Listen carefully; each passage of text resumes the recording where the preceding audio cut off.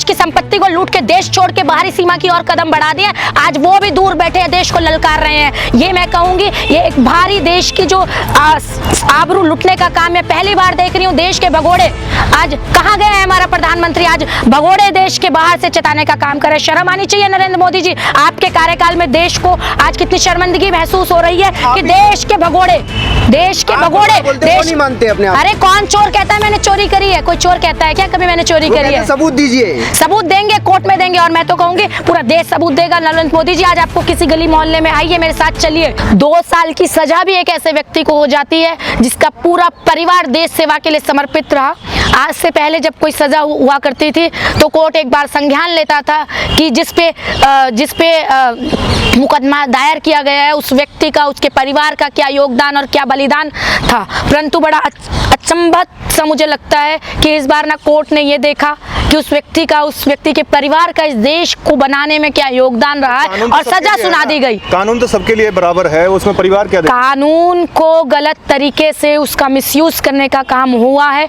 उसका जवाब मैं ज़्यादा कुछ इस चीज़ में नहीं कहूँगी। मैं सिर्फ इतनी बात कहूँगी, जब भी कोई देश में इस तरीके का आदेश आए तो एक बार सोचना और समझना चाहिए आज की अदालतों को भी कि कहीं कोई कार्रवाई सत्ता से द्वेषपूर्ण तरीके से तो नहीं हो गई है।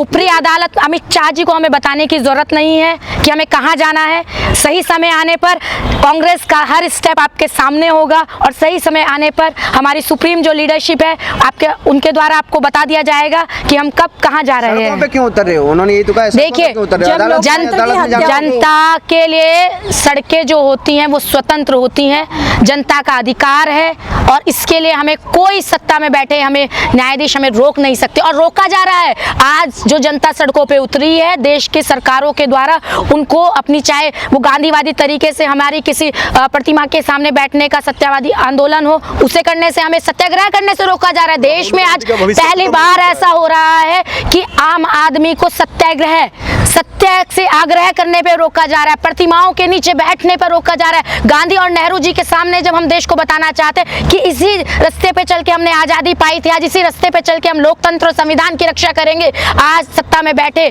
सत्तानशी हमें वो काम करने से रोक रहे हैं। मशाले लेके जब सड़कों पे निकलते हैं तो हमें रोक दिया जाता है। हम संसद जाने की जब बात करते हैं, हम संसद में केवल पूछने जाते हैं, देश भर से लोग इकट्ठा होते हैं तो हमें संसद में जाने से रोका जाता है। जब यही प्रश्न लेकर हम विधानसभाओं की तरफ कूच करते हैं तो हमें विधानसभाओं से जाने से रोका जाता है। तो आप कैसे कह सकते हैं कि हमें कोई रोल नहीं है ना कोर्ट का? क्यों नहीं है? कुछ नियम कैसी बातें करते हैं प्रशासन? बिल्कुल जैसे प्रशासन है, क्योंकि उनका आदेश होता है प्रशासन के लिए। प्रशासन तो बिकाऊ हो चुका है, खरीद के रखे। मोदी जी के इशारे पर चलता है प्रशासन। तो वो कहेंगे रुक जाओ तो रुक जाएंगे, वो कहेंगे उठा लो तो उठा लेंगे।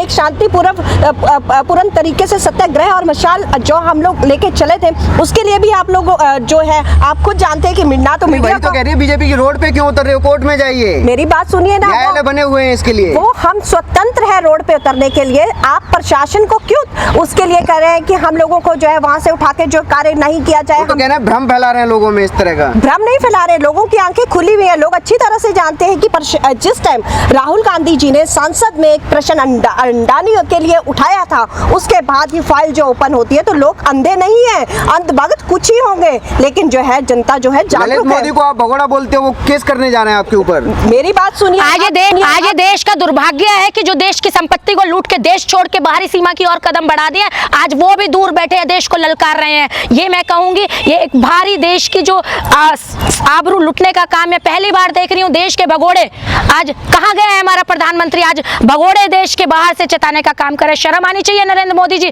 आपके कार्यकाल में देश को आज कितनी शर्मिंदगी महसूस हो रही है कि देश के भगोड़े नहीं मानते अपने आप। अरे कौन चोर कहता है मैंने चोरी करी है? कोई चोर कहता है क्या कभी मैंने चोरी करी है? सबूत दीजिए। सबूत देंगे, कोर्ट में देंगे, और मैं तो कहूंगी पूरा देश सबूत देगा। नरेंद्र मोदी जी आज आपको किसी गली मोहल्ले में आइए, मेरे साथ चलिए, आपको देश सबूत देने के लिए तैयार है।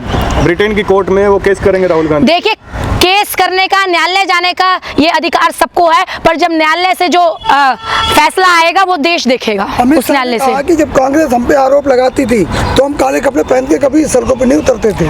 वो और उनकी पूरी भाजपा महिला रुदान करती दिखती थी हर जगह, महिला रुदान करती थी वो हर जगह। रानी जी बैठी होती थी सड़कों में, सुषमा स्वराज जी हो, स्मृति ईरानी जी हो, लाल कृष्ण आडवाणी जी हो, मैं नाम नहीं लेना चाहूंगी।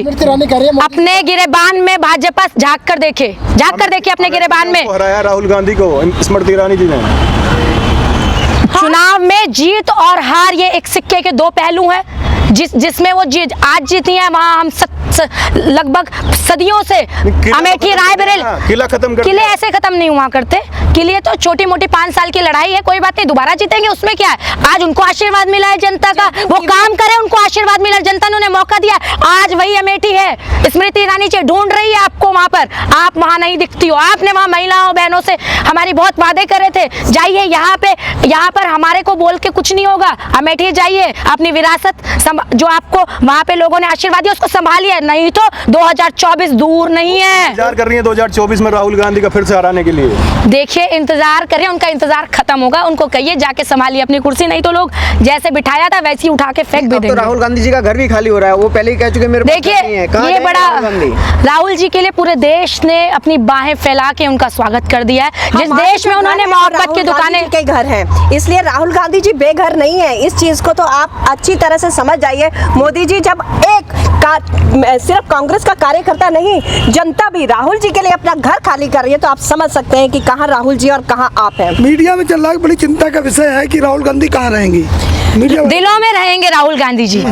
देशवासियों के दिलों में स्थान मिला है एक लोकप्रिय नेता को, और ऐसा बहुत कम होता है जब नेता सड़कों पे उतरता है और सड़कें बाहें फैलाकर उनका स्वागत करती हैं। और ये पहली बार ही ऐसा होगा कि एक केंद्र के नेता को हर गली गली मोहल्ले मोहल्ले में एक एक व्यक्ति, एक एक देशवासी जो देश से मोहब्बत करता है, जो देश में मोहब्बत की दुकान खोलना चाहता है और जो चाहता है कि देश में हिंदू मुस्लिम सिख ईसाई आपस में भाई भाई बनकर रह पाए, इस देश में समरसता का माहौल हो, कहीं ऐसा इश्ता ना हो, वो प्रत्येक व्यक्ति अपने अपने घरों में बाहें फैलाकर अपने नेता राहुल गांधी जी का इंतजार कर रहा है। क्यों इतनी चिंता हो रही है? देखिए मीडिया का काम जो होना चाहिए था वो पिछले 2 सत्रों में नहीं हुआ। पंचवर्षीय योजनाओं में मीडिया का जो मैं कहना चाहूंगी कि उनको आत्मचिंतन करना चाहिए कि जिन लोगों के लिए आपने काम किया है, आज उन्होंने देश के चौथे स्तंभ को खरीदने का काम कर दिया है। कहीं ना कहीं हमारी जो छवि है वो मीडिया के हमारे साथियों की भी बहुत ज़्यादा धूमिल हुई है। आज देश में दोबारा से चौथे स्तंभ की जो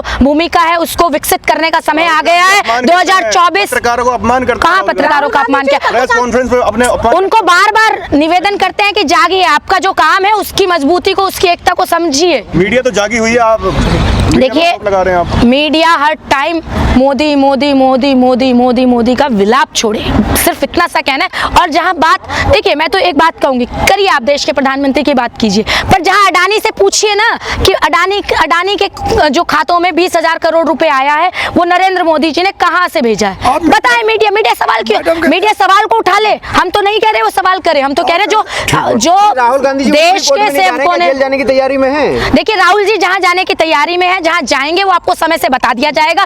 इतनी चिंता आप करना छोड़िए। आपको चिंता करनी है तो अडानी के मुद्दे पे कीजिए कि 20,000 करोड़ रुपए कहां से आए। मोदी जी का, देश के प्रधानमंत्री का अडानी से क्या संबंध है? मीडिया नहीं दिखाती है।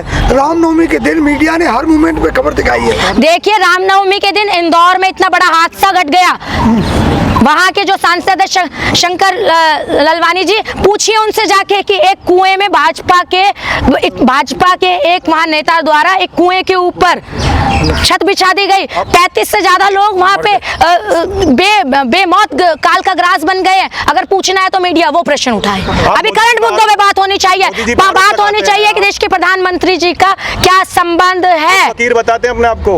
वो फकीर तो ठीक है, हम आज उन्होंने पूरे देश को फकीर बना दिया है। संबंध है उनका, प्रश्न तो सिर्फ एक है। आज फकीर वो बताते हैं, पर आज उन्होंने पूरे देश को फकीरी बना दिया। देश के करोड़ों नौजवान आज बेरोजगार बैठे हैं। देश की महिलाओं के घर में, महिलाओं की रसोई से चूल्हा, उनकी जो आमदनी थी वो नरेंद्र मोदी जी ने अपने सरकार में छीन ली है। तो ये बड़ी शर्मिंदगी की बात है। फकीर बताने से कुछ नहीं होगा, फकीर बताने से क्या होगा? इस देश का प्रधानमंत्री बताइए, देश का प्रधानमंत्री अगर अपने आप को फकीर बताता है तो ये किसका सबसे ज्यादा नुकसान है? ये देश का नुकसान है। अब इस देश का जो देश सोने की चिड़िया कहलाता था, आज उस देश के प्रधानमंत्री ने अपने आप को फकीर बना के वो हाथ खड़े नहीं कर सकते। ये देश का अपमान है अगर देश का प्रधानमंत्री अपने आप को फकीर बताता है तो ये देश का अपमान है। सारे भ्रष्टाचारी एक हो रहे हैं अब। कौन भ्रष्टाचार है बताइए, कौन भ्रष्टाचार है, सामने आइए जवाब दीजिए। आज तमाम विपक्ष लोकतंत्र की अगर हत्या में एक साथ खड़ा हो रहा है कि लोकतंत्र का बचाव करेंगे, संविधान का बचाव करेंगे, तो उनको आप भ्रष्टाचारी बता देंगे? आप ऐसा नहीं कर सकते। ये वही लोग हैं जिनको जनता ने चुन चुन कर लोकसभा भेजा है। आप ऐसे कैसे उनको भ्रष्टाचारी आपके संसद में आपके लोग बैठे हैं। भ्रष्टाचारी छोड़िए, आप चाहे आपके कितने लोग ऐसे हैं जिन पर तमाम तरीके के आरोप लगे हुए हैं। भ्रष्टाचार आप लोग हैं, आपने भ्रष्टाचार किया है। अडानी के मुद्दे पे आप भ्रष्टाचारी हैं। अगर भ्रष्टाचार नहीं होते तो संसद में जवाब देते देश के प्रधानमंत्री।